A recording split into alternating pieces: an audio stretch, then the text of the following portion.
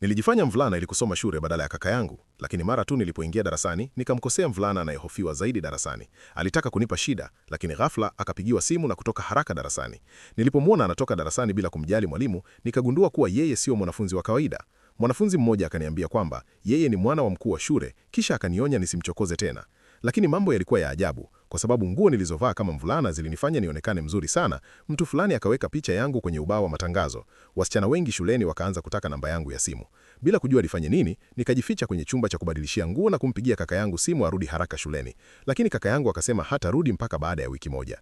Nje, wasichana walikuwa wanaita jina langu kwa kelele. Ili kuwakwepa, nikabadilisha nguo na kurudi kwenye mavazi yangu ya kike, lakini sikutarajia kwamba wale wasichana wangekimbia kwa hofu walipomwona yule mvulana akisimama mlangoni.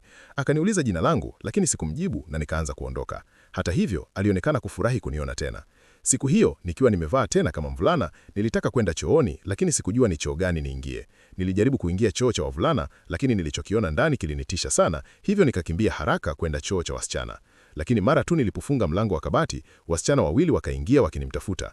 Walidhani mimi ni mvulana aliyefuatilia wasichana, wakaniambia nitoke nje.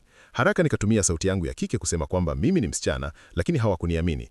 Ili kuwathibitishia, nikabadilisha nguo na kutoka nikiwa kwenye mavazi ya kike. Walishangaa sana, nami nikapita tu bila kusema chochote. Lakini nilipotoka nje, nikagongana tena na yule mvulana. Akanyoosha mkono wake na kusema anataka kuwa rafiki yangu, lakini sikutaka urafiki naye, hivyo nikamkataa na kuondoka. Ghafla, wale wasichana wawili wakazuia njia yangu. Wakaniambia nisizungumze tena na mvulana huyo. Nilihisi mmoja wao anampenda, hivyo ili kumkera nikajifanya kuanguka chini. Aliponiona nimeanguka, alikimbia haraka kunisaidia. Akaniuliza kama nimeumia, lakini kabla sijajibu, yule msichana akasema ninajifanya. Hata hivyo, hakumsikiliza kabisa. Tukaenda chumba cha huduma ya kwanza, ambako alinisafisha jeraha mkononi kwa uangalifu. Hapo ndipo niligundua kwamba kweli nilikuwa nimeumia kidogo. Sikutarajia kwamba anaweza kuwa mpole kiasi hicho.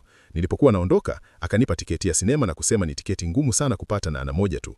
Baada ya kusema hivyo, akaondoka. Siku ya kuonyeshwa filamu ilipofika, sikuwa na mpango wa kwenda, lakini udadisi ukanifanya niende. Baada ya shule, nikaenda kwenye ukumbi wa sinema na kukaa kwenye kiti kilichoandikwa kwenye tiketi. Lakini mara tu nilipokaa, nikagundua kwamba yule mvulana alikuwa amekaa pembeni yangu. Hapo ndipo nikatambua kwamba alitaka kuniomba tuangalie filamu pamoja siku ile.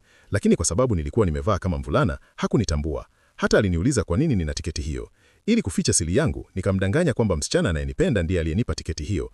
Lakini sikutarajia kwamba maneno hayo yangemkasirisha sana. Kama umeipenda video hii, like, share na kucomment. Asante.